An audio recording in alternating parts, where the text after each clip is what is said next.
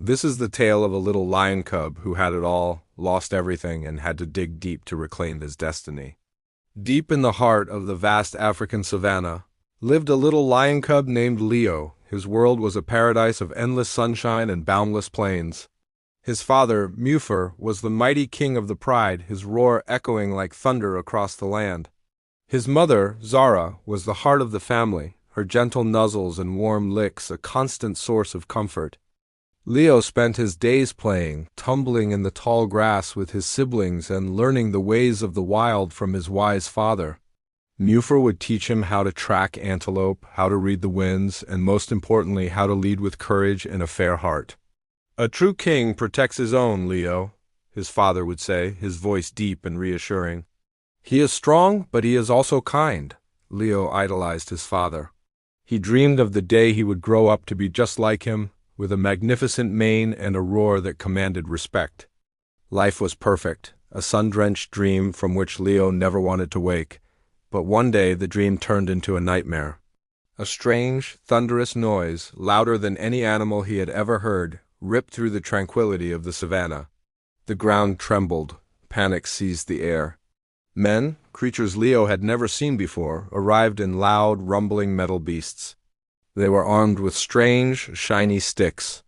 Fear, cold and sharp, pierced Leo's heart. Mufer, ever the protector, roared a challenge, placing himself between the invaders and his family. He fought with the heart of a true king, a whirlwind of claws and fury. But the men were too many, and their methods were cunning. A net, strong and unforgiving, flew through the air, entangling the mighty lion. Leo watched in horror as his powerful father, the king of the savannah, was subdued and dragged away into one of the metal beasts. His last roar was not one of anger, but of anguish, a sound that would haunt Leo's dreams for years to come. The metal beast rumbled away, disappearing over the horizon, taking the heart of the pride with it. The savannah fell silent, a silence heavier and more terrifying than any roar. The world without Mufer was a cold, desolate place. Zara, though heartbroken, had to be strong for her cubs.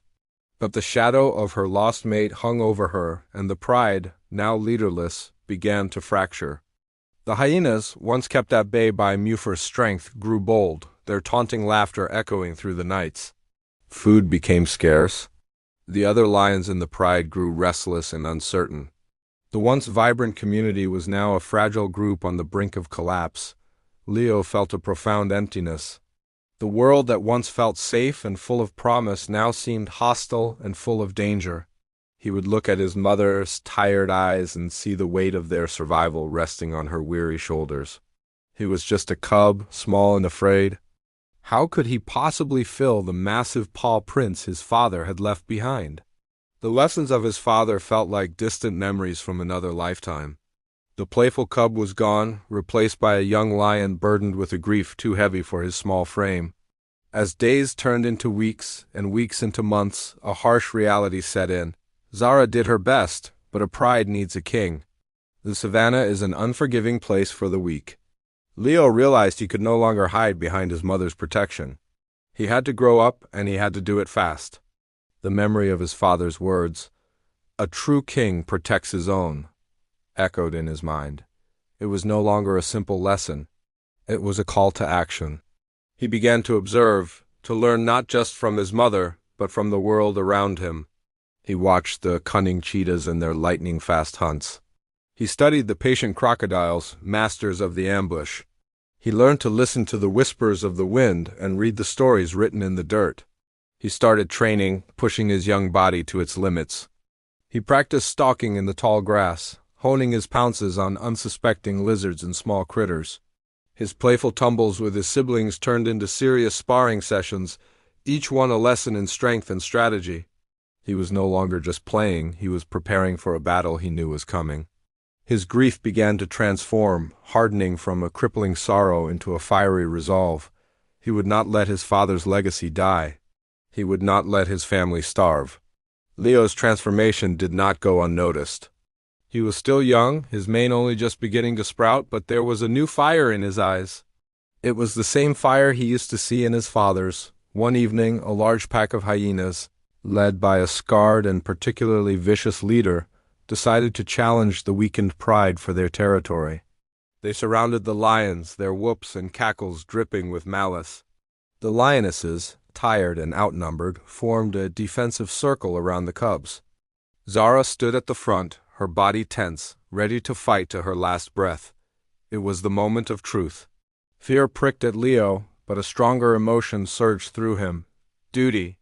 He remembered his father standing tall against the invaders. Now it was his turn. Stepping forward from behind his mother, Leo let out a roar. It wasn't as deep or as powerful as Mufer's, but it was filled with a raw, defiant courage that stunned the hyenas into a momentary silence. He didn't wait for them to recover. He charged, not with blind fury, but with a calculated strategy he had practiced 100 times. He targeted the leader, a blur of youthful power and righteous anger. The ferocity of his attack, so unexpected from a young lion, caught the scarred hyena completely off guard. The rest of the pride, inspired by his bravery, joined the fight. The tide of the battle turned. The hyenas, their leader defeated and their confidence shattered, scattered into the darkness. That night, the pride looked at Leo with new eyes. He was no longer just Mufer's son.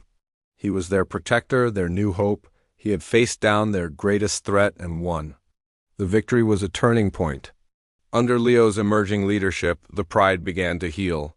He organized the hunts with a skill that belied his age, ensuring everyone had their share. He patrolled the borders of their territory, his presence a clear warning to any challengers. He was firm but fair, just as his father had taught him. He ruled not through fear, but through respect earned by his actions. He comforted the young, listened to the old, and rebuilt the sense of community that had been lost. His mane grew thick and golden, framing a face that was a mirror of his father's, but with a wisdom in his eyes that was all his own. The savannah, once a place of fear and uncertainty, became his kingdom. His roar, now deep and powerful, rolled across the plains, not as an echo of his father's, but as his own unique declaration. It was the roar of a king who had forged his own crown through loss, courage, and an unbreakable will to protect his family. Leo's story teaches us a powerful lesson. Life will sometimes take away the pillars of our support, leaving us feeling lost and alone. It might be parents, mentors, or circumstances we relied on. In those moments of darkness, it's easy to feel small and helpless.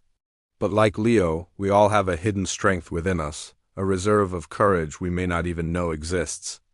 Growing up isn't just about getting older. It's about discovering that strength and learning to stand on our own 2 feet. It's about taking the lessons we've been given and forging them into tools for our own survival and success. The path to becoming who you are meant to be is often paved with challenges. But every obstacle you overcome, every fear you face, makes you stronger, wiser, and more resilient. You become the king or queen of your own life, not by inheritance, but by earning it. Thank you for watching. If this story inspired you, please hit that like button, subscribe to the channel, and share it with someone who might need to hear it. Let us know in the comments what lesson you took away from Leo's journey. Until next time, stay strong and keep fighting for your kingdom.